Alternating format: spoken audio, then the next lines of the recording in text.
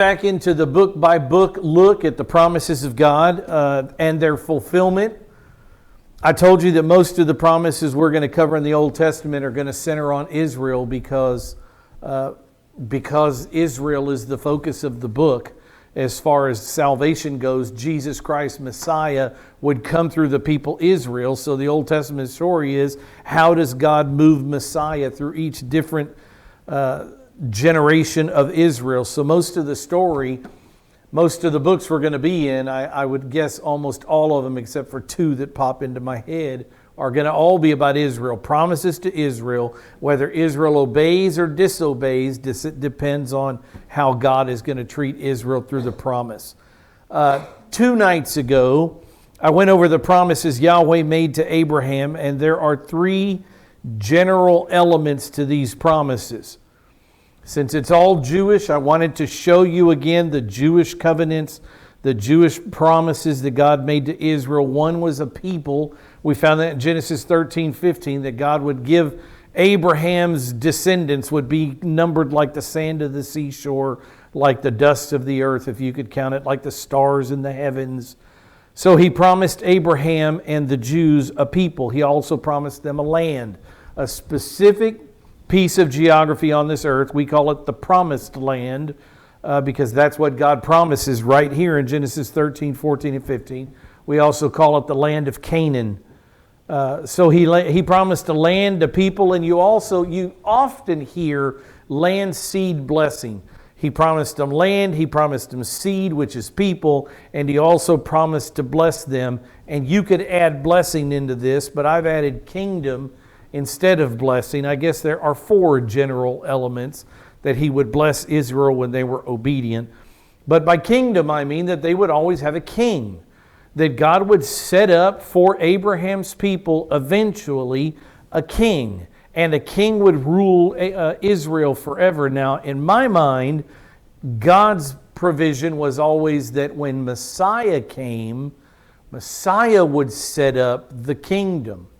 If you asked me, what's your opinion on this? Rick King would tell you, I don't believe there ever should have been a King David. I think that God in his perfect plan had the series of the judges where God is the king and Israel has judges from time to time until Messiah would come. But Israel jumped the gun. Israel demanded a king, so God gave them Saul. I don't think that was in God's. If you wanted to talk about God's perfect plan, if everybody was obedient in Israel, Jesus would have been the first king of Israel. That's my assumption. That's my opinion on the subject. But since Israel got the ball started with Saul, God gave David a man after God's own heart. So in 2 Samuel chapter 7 then, God gives what we call the Davidic covenant. He makes a contract with this human Jewish man, David. And he promises David that for all time, for all eternity, starting with David, that only men who had David's blood in them, only his family tree, only his descendants would ever be the rightful kings of Israel. And one day a king would come from David's biological line, from David's family tree, from David's sons. One day one would come. The Bible calls him Shiloh. We call him Messiah. We call him the Son of David, the Son of Man, the King of Israel, the Lamb of God. One day Jesus would come, who is in David's family tree. He would take the kingship, the throne, and that king's kingdom would be forever. No longer 5 years. He reigned, he was 30 when he took office. He reigned for 40 years and then he died. His son took over when he was 33. He reigned for 22 years and then he died. No more of that. Jesus takes the throne of David and he lives eternally. That's what's coming next. The very next king, friends, the very next king to ever sit on David's biological family tree throne in Israel is Jesus of Nazareth. He's the only king they'll ever have again. Israel hasn't had a king on David's throne for thousands of years now. Since Jesus was crucified, we've gone about 2,000 years of human history in the church age. 2,000 years approximately since AD 33 when Jesus was crucified. But before Jesus came to earth, since 586 BC, 586 years before Jesus came to earth, Israel didn't have a king on the throne then. When Israel got kicked out of the land, they no longer had a sitting king, one of David's grandchildren sitting on the throne. That's finished. And there has not been a king sitting on David's throne in Israel since the last king in 586 BC. The next king that will sit on the throne is Jesus. Jesus will take the throne of David one day, and I want to talk a little bit about that tonight because it's foundational to all the promises. You have to understand the land, that when Israel's obedient, they can stay and have the blessing of living within this land God promised them. And when Israel gets so obedient, God will kick them out of that land in disobedience. So many of the promises we're going to talk about have to do with the land, Israel being in the land or out of the land. But also so many of the promises are going to have to deal with this Davidic covenant, because sometimes in Israel you have a good king who worships Yahweh. Unfortunately, you can pretty much count those good kings on 1.5 hands. There's about 7 of them out of 40 or 50 who rule in the kingdom of Israel and in the kingdom of Judah. Maybe 38 to 40 kings total. There's probably 7 that are good. And the rest of them don't worship Yahweh. Imagine that. They're kings of God's chosen people, Israel, and they don't even worship their creator, the Jewish God, the God of Abraham, Isaac, and Jacob. So sometimes Israel has a good king. We're going to see other times when Israel has a bad king, God sends a promise, makes a promise to them.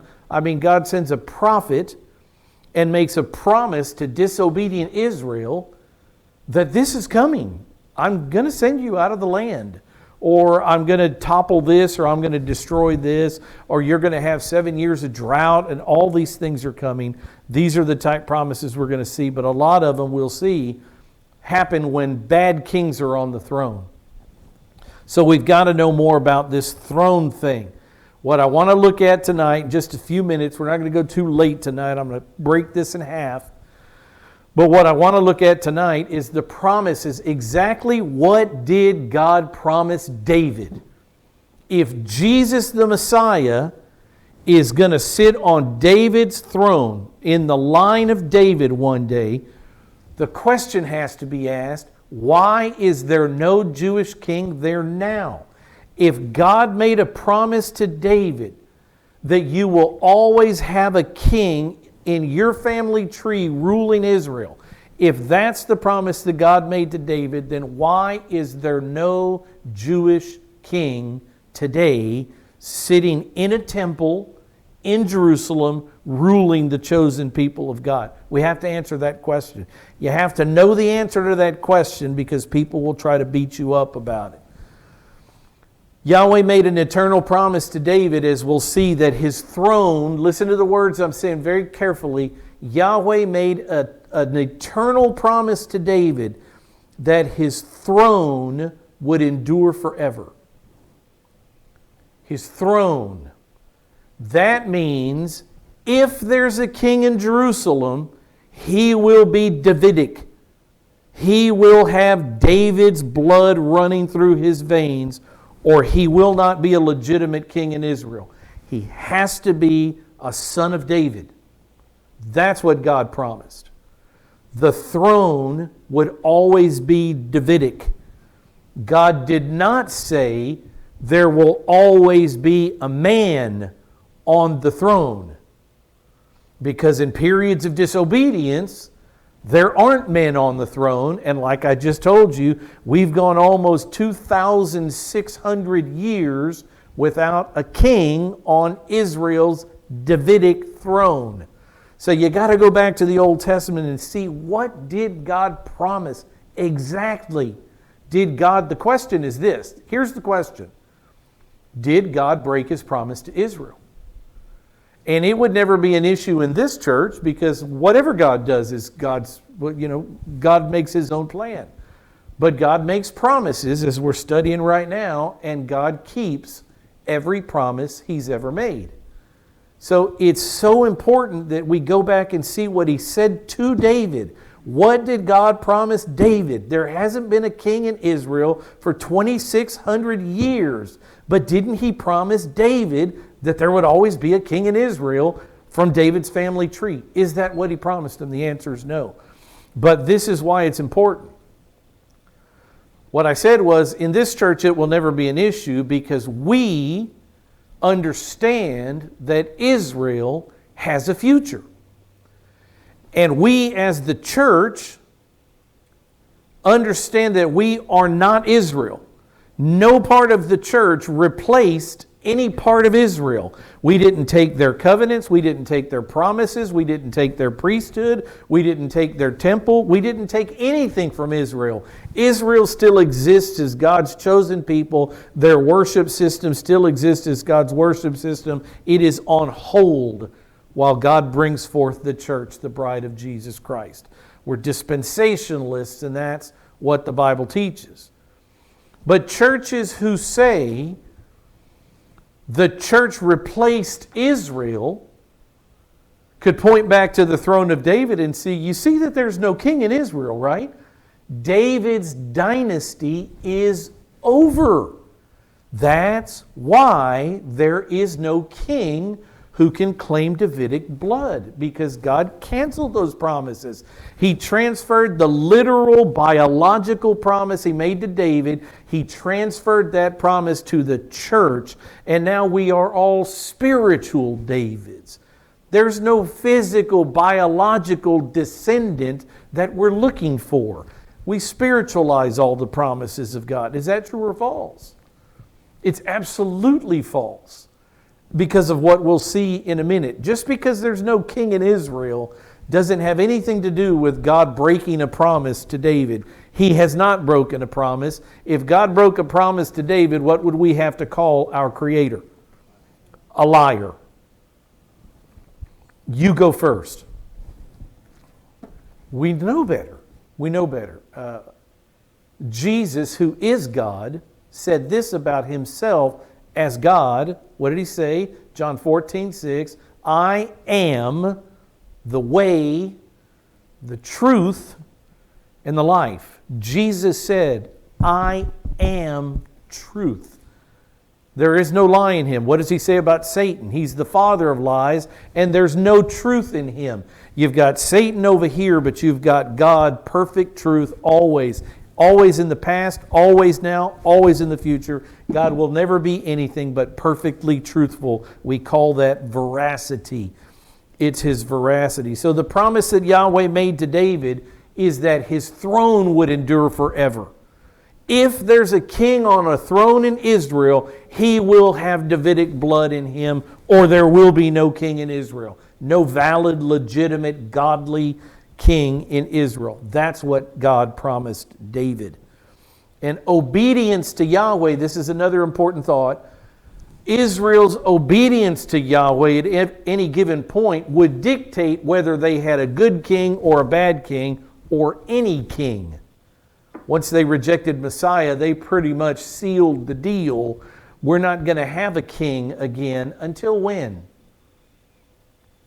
What is the deal that Jesus made with Israel? He came the first time, and what did he offer them? The kingdom of heaven is at hand.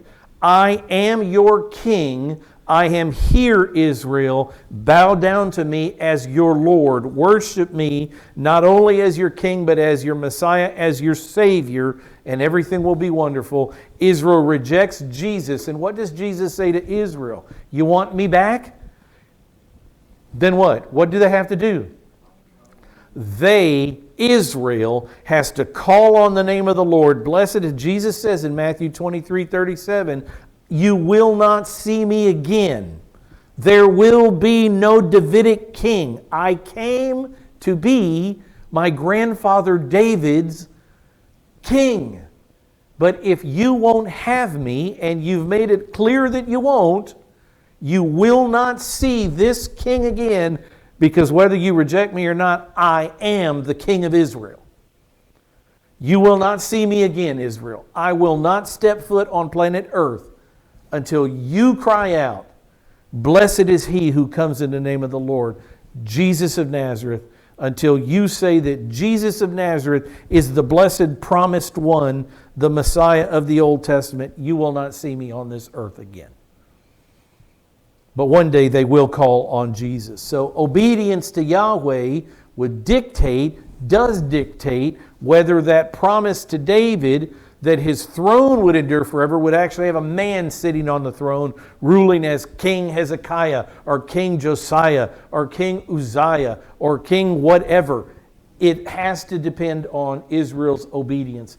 And for the last 2,600 years or so, in disobedience, they have not had a Davidic king.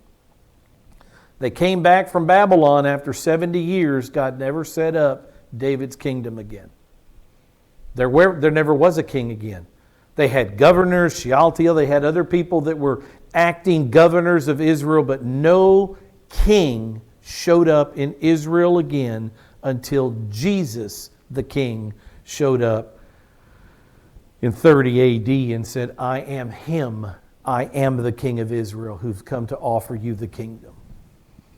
That blessing won't return to Israel until they call on him. 2 Samuel chapter 7, turn to it. Turn to 2 Samuel chapter 7. Let's at least look at the promise tonight. What did God promise David? So important. In 2 Samuel 7, verse 1, it says, Now it came about, and the king here is David. David is the king of all 12 tribes in Israel. He's in Jerusalem. He's captured Jerusalem. He's made a palace there. It came about when King David lived in his house, his own house, and the Lord had given him rest on every side from all his enemies, that King David said to Nathan, Nathan is a prophet, Nathan the prophet, David says, See now, I dwell in a house of cedar. I'm living in a wooden house, a really, really nice house. I, human David, the king, am living in a house of cedar, but the ark of God, where God's presence is, dwells within tent curtains. So David is speaking of the tabernacle here, which was about 450 years old by now. This ancient relic is what David speaks of.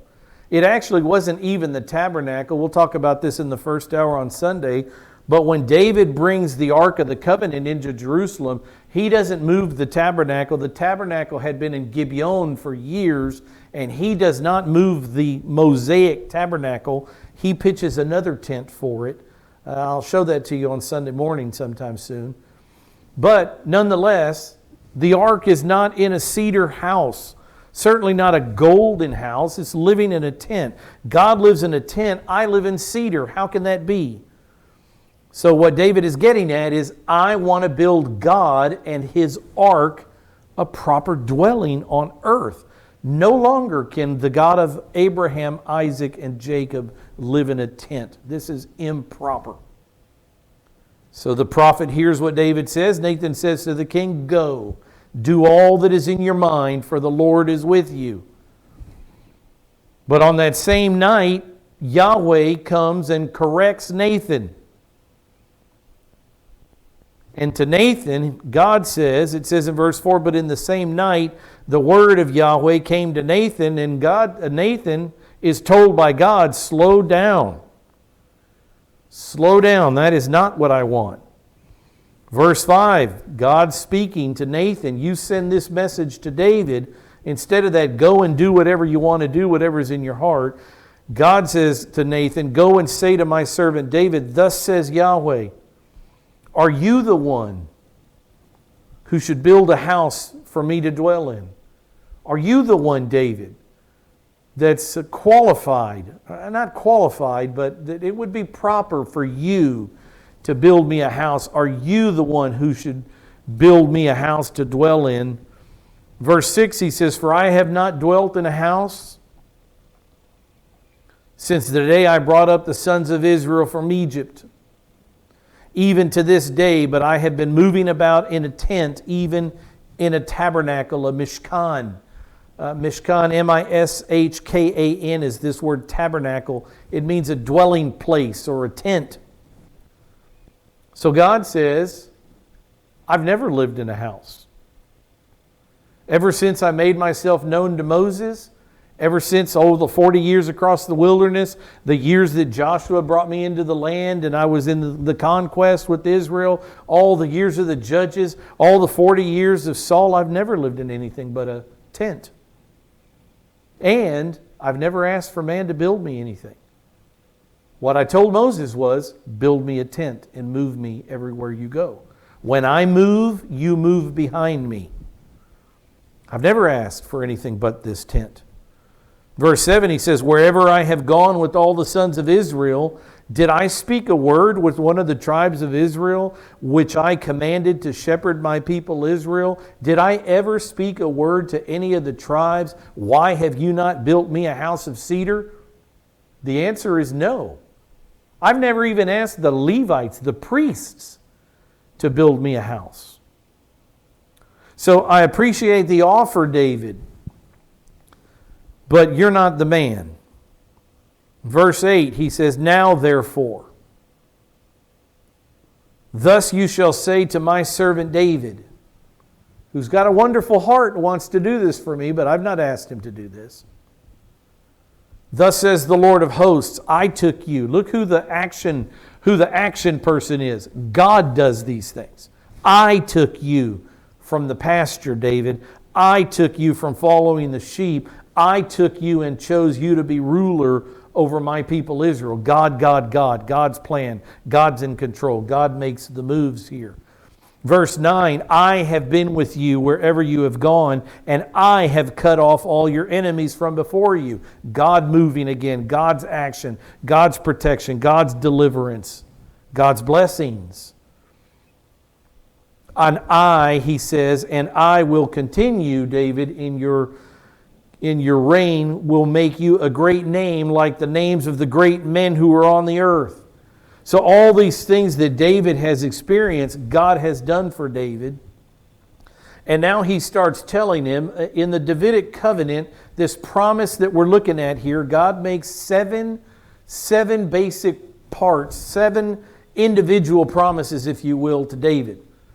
7 parts. This is the first of the parts. You can underline it. I will make you a great name for all time. I mean, if Jesus is, one of the titles for Jesus is what? I tell you, his titles are Son of God, Son of Man, and Son of David. Jesus will always be known as the Son of God, the Son of Man, and the Son of David.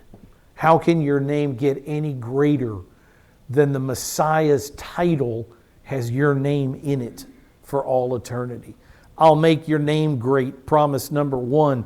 In verse 10, he said, I will also, another promise, I'll appoint a place for my people Israel, and I will plant them. That's the promised land. This is the part number 2 of the Davidic covenant. God will appoint a place for Israel, plant them peacefully in the land, the promised land, the land of Canaan, that they may live in their own place and not be disturbed again. Now this really is a future, a current promise to David's life when he was there, but really only fully fulfilled later in the future when Jesus is the king. Because since that Davidic day, Israel has been at war with someone. So they are being disturbed over and over again. It says, nor will the wicked afflict them anymore as formerly. So it kind of happened in David's day, but the ultimate expression, ultimate fulfillment will be when Jesus rules the planet. Verse 11 says, even from the day that I commanded judges to be over my people Israel, and I will give you rest from all your enemies. The Lord will, there's number 3, I'll give you rest from all your enemies, part of the Davidic covenant. I'll make your name great. I'll appoint a certain place for Israel on the planet, and I'll give you rest from all your enemies. The Lord also declares to you that the Lord will make a house for you. You wanted to build me a cedar house so my ark could live there. And I appreciate it. I thank you for that motivation. But I, in turn, will make a house for you. I will make your name great. So part number 4 of the Davidic covenant is that I will build your name into a dynasty that will live forever. The Davidic dynasty. King after king after king would all have David's blood. That's the promise. I will build you a house.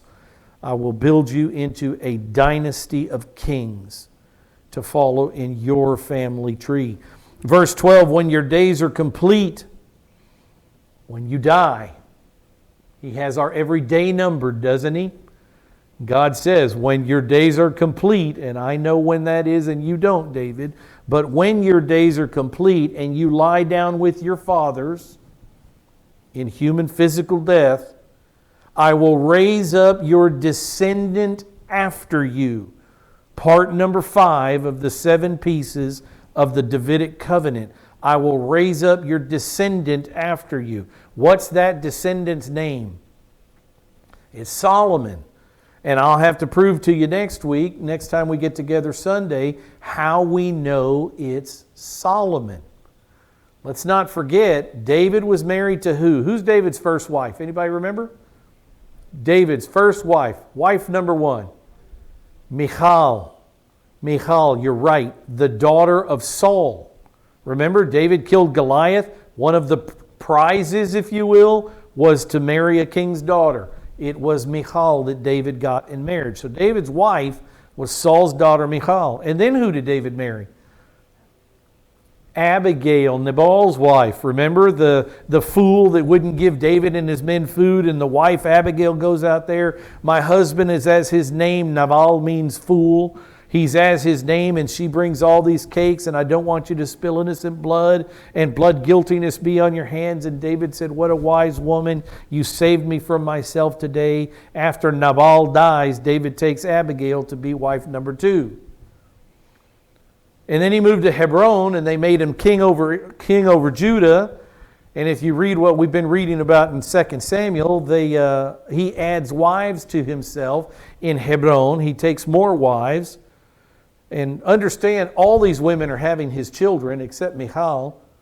But all the rest of them are having babies for David's having sons.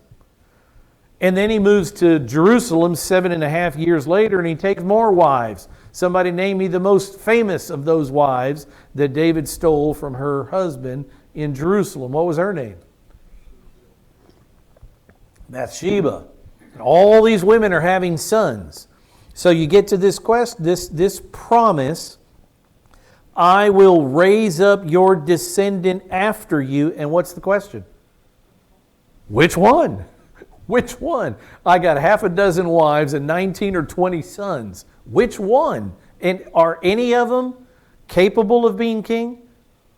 Are any of them qualified? Or are any of them disqualified from being the king? The answer is no. They all have Davidic blood flowing through them. So any of David's 19 sons could have been the fulfillment of this promise. But it's important to us to know which exact son he meant. And we know it was Bathsheba's second child, Solomon. And I'll show you that next week. Very, very clear from the Scripture. Verse 13 says, he shall build a house for my name. So whichever of your descendants, David, that I choose to be king after you, that man will build me a house for my name. And I'll show you very clearly from the book of Chronicles that David tells his son Solomon, you, Solomon, will build a house for the Lord from the materials that I have gathered for you. You will build a house, Solomon. So he has to be the king. And I will establish the throne of his kingdom, the one who builds me a house, the descendant who builds my temple is the same descendant whose throne will be established forever. But there's the word, the throne. He never promised David there will always be a man on the throne. All he promised him was the throne.